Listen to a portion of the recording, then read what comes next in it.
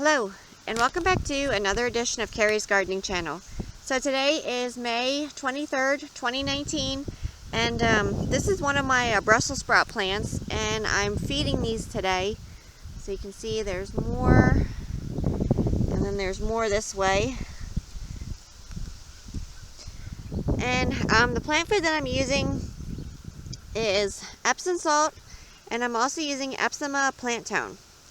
So I already put the Epsom salt and pretty much worked that in. I'm using my little garden tool here, and I will have a link down in the description for these. These are really nice for working around your plants, and it's not big or bulky, so you can just work in right around them. Now they tell you to put the Epsom plant tone around the drip line. I went out just a little bit further than that, but when I work it in, it'll all get in so the roots can get this. And then I will also be feeding these with a product called Sea Magic. And I will feed them every other week with the Sea Magic.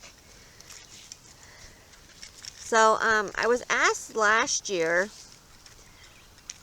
what my secret was for growing Brussels sprouts.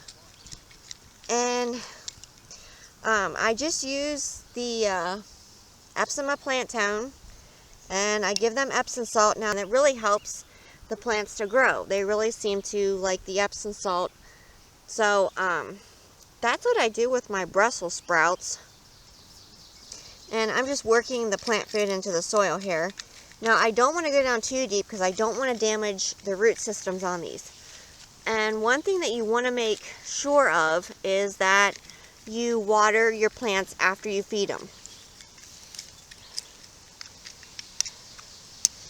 The Epsom plant tone you want to use once a month, and I gave them about 1 full cup of plant food. So as these continue to grow, I will come back with more videos and I will show them to you. So if you like my video, please like, comment, subscribe. If you have any questions, you can leave them below and I'll try and answer them for you.